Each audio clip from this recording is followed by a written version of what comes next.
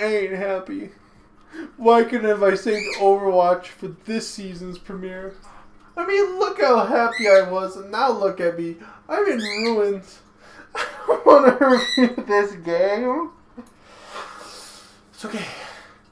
Pick myself back up. And we'll do this. We'll do this. I'm gonna go cry in a corner now. And I'll be back. Here's the freaking intro. Not this stupid game.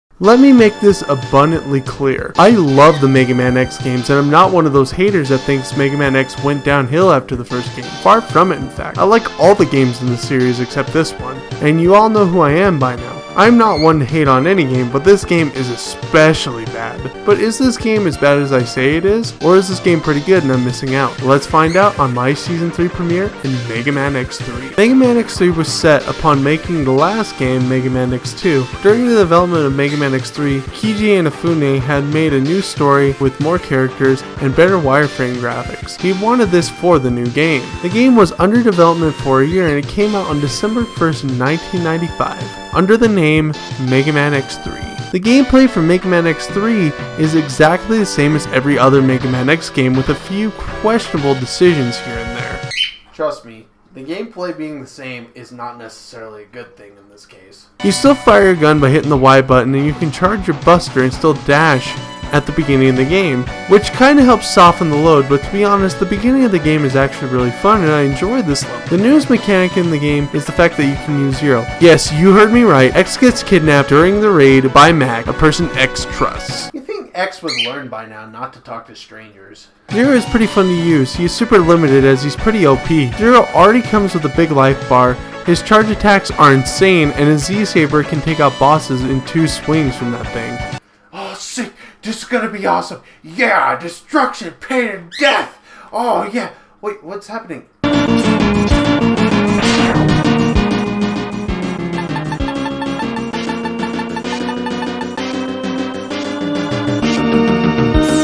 Zero, I'll handle this? What? What is the point of putting Zero in the game if you can't even take him to boss fights? I totally get why they don't want the game to be easy, but you could have turned off his Z-Saber during boss fights. And not only that, these bosses hit like a freaking truck. But it would have been nice to have an extra hit throughout the game, and they are also super annoying, especially these two. Blizzard Buffalo is the only hard one because I took him on first, and again he hits like a freaking truck. But my goodness, this makes the game super difficult, and when I play Mega Man games, I expect to destroy bosses. But with how hard some of them are, they get to do basically whatever they want, and there's nothing I can do, even with their weakness. And most of the time when I'm playing a Mega Man X game, I want to get these people in a stuck pattern, but I can't do that with some of these bosses. It's freaking annoying. The perfect example being Crushed Crawfish. This guy gets hit by the weakness and says, well, I'm gonna ram you into the wall. And also now they're mandatory side bosses. Remember these in Mega Man X2? Yeah, I thought they were kind of fun, but not these guys. The fact that I have to waste my time fighting these guys to beat the game is just stupid and I hate it. And also some of the mid-bosses take forever. A couple of them took me like 5 minutes. I'm dead serious. I would tell these bosses where to go, but this is family-friendly programming. There's still upgrades as per usual. There are 8 heart tanks which fill up your life bar and make it bigger. And 5 Dr. Light upgrades plus a special bonus I will be talking about later. The upgrades to your helmet, it makes you be able to see a map of the level and see where hidden things are. Lame.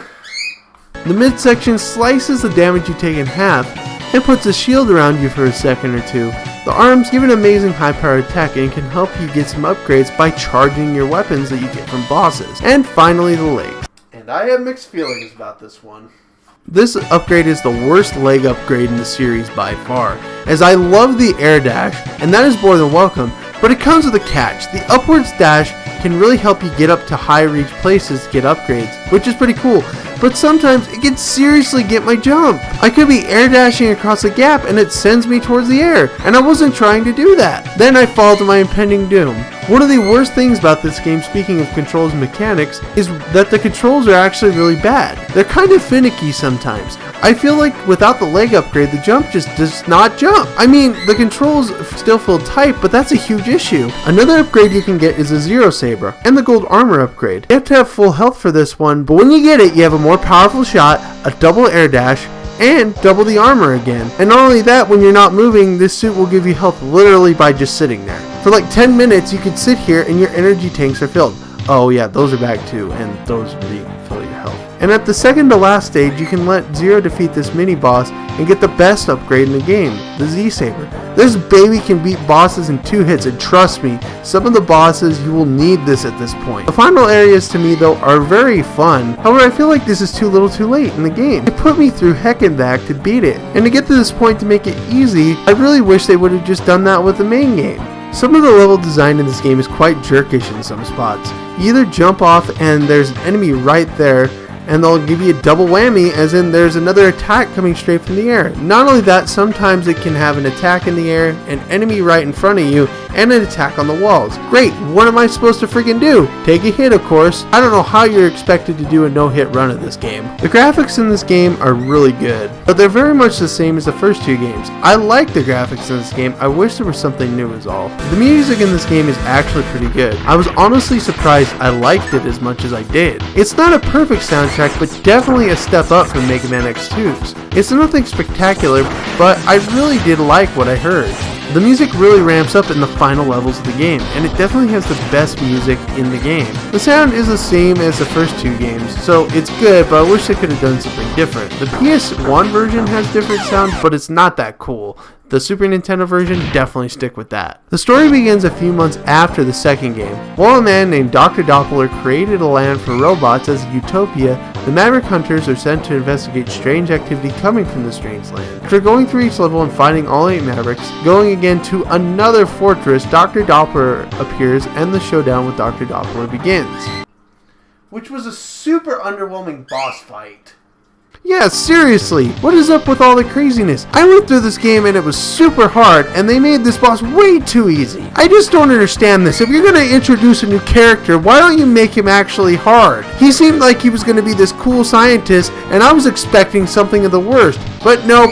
Literally, you get him in a stuck pattern, and he loses. At this point, he explains that Sigma is back with a new battle body. Okay, at this point, this is the cherry on top of this sucky game. For me, why in the world would you bring back Sigma for literally no reason at all? He had nothing to do with the entire plot the whole time, so why bring him back just because you can? And as for the battle body, oh my gosh, it is ridiculous. It looks like they designed this thing and didn't stop until Inafune said pencils down. And this thing is a beast to fight. Luckily, Sigma can go down in 2 swipes with a Z-Saber, but you have to hit him in his head, which is kind of hard to hit. After defeating Sigma, his virus tries to keep Mega Man in the fortress by sending lava up the shaft. X barely escapes, and Dr. Doppler swoops down with a cure, and Sigma is once again defeated. And the end of Mega Man X3. Holy cow, the story is basically the same as every other story in Mega Man X. It's very bland and boring. Holy cow, I am not a fan of this game's story at all. And they make Dr. Doppler seem like he's awesome, but he's a freaking wussy, and it's so stupid! Mega Man X3 is a mixed bag of sorts, and I'm not a fan of this game at all.